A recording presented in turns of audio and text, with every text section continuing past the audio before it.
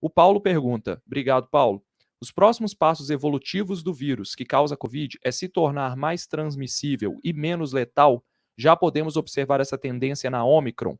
Então, essa é uma dúvida muito comum, né? E eu vejo muita gente falando coisas erradas sobre isso. Algumas coisas a gente não tem certeza do que vão acontecer. Em ciência, a gente tem que ter sempre aquela incerteza, colocar isso não como certezas absolutas, mas sempre colocando com muita cautela as informações. E eu vejo alguns divulgadores e cientistas divulgando essas informações sem ter determinada certeza sobre isso. Então, o que a gente sabe é que todo vírus, todo micro-organismo, ele passa por seleção natural, né? Então, ele vai evoluindo ao longo do tempo à medida em que ele infecta o alvo dele. No caso do coronavírus, são células do nosso corpo que têm um receptor chamado ACE2, que está disperso no nosso corpo inteiro. Isso ajuda a explicar também por que esse vírus infecta tantos órgãos e causa tantos problemas em vários órgãos diferentes, né?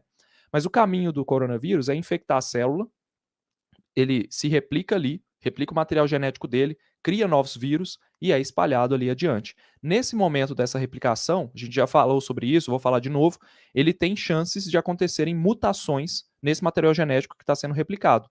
Esses pequenos erros, mutações, né, eles acontecem ao acaso. Então o vírus ele pode ter ou não mutações quando ele acaba o processo de replicação. Quando a mutação fornece algum tipo de vantagem para esse vírus, seja ele mais transmissível, ou a proteína spike, a proteína da superfície dele, que liga na célula, ela se tornou mais capaz de se ligar na célula, ou esse vírus adquiriu uma melhoria na proteína de replicação e ele replica mais rápido, qualquer coisa, qualquer mutação que gere alguma vantagem em relação aos outros vírus que não têm essa mutação, ela provavelmente será selecionada. É assim que a seleção natural acontece.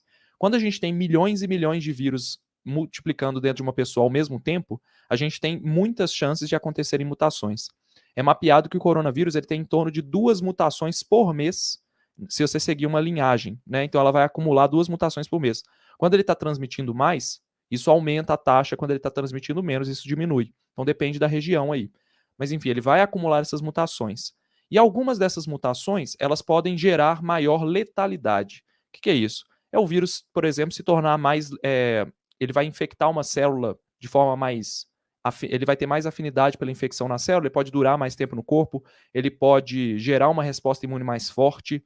Isso em geral, em qualquer vírus, tá? Ele pode fazer isso e aí aumenta a letalidade, tá? No caso do coronavírus, existe uma contrapartida nesse cenário, que é o seguinte: o coronavírus é um vírus que a gente fala assim, tecnicamente é o quê? O desfecho clínico acontece depois da transmissão. Os especialistas falam com essa linguagem.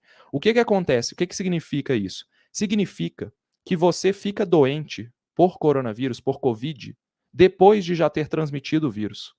Então, se ele é mais ou menos letal, não importa muito, tá, para o coronavírus. É lógico que ele causar sintomas mais graves vai favorecer, por exemplo, que a pessoa fique transmitindo por mais tempo. A gente sabe que pessoas hospitalizadas com coronavírus, elas acabam transmitindo por 20, 30 dias, dependendo do caso, porque elas estão ali emitindo partículas virais e seu corpo não está conseguindo combatê-las.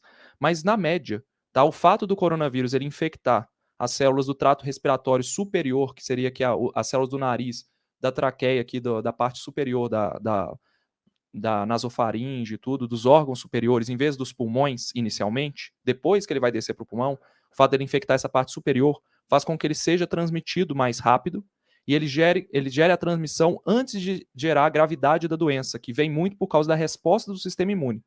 Então, para o vírus ele se tornar mais letal, ele matar a pessoa depois de ser transmitido, não importa muito. Então, essa relação de se tornar mais transmissível e, logicamente, ele vai se tornar menos letal, não é verdadeira para o coronavírus. A gente não pode falar isso. Existe uma incerteza. Então, eu não diria que a variante Omicron tem tudo, se ela for mais transmissível, ela tem tudo para ser menos letal. Esse não é o caminho natural de todos os vírus. Depende do vírus.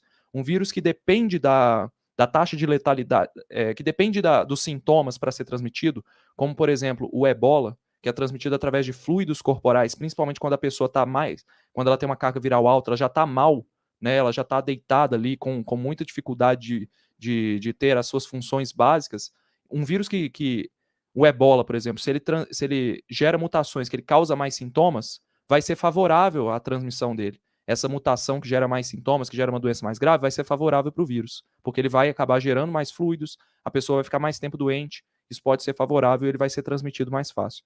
No caso do coronavírus, como ele é transmitido antes, normalmente, dos sintomas aparecerem, não dá para ter essa relação. Beleza? Então, obrigado aí, Paulo. Espero ter ajudado aí.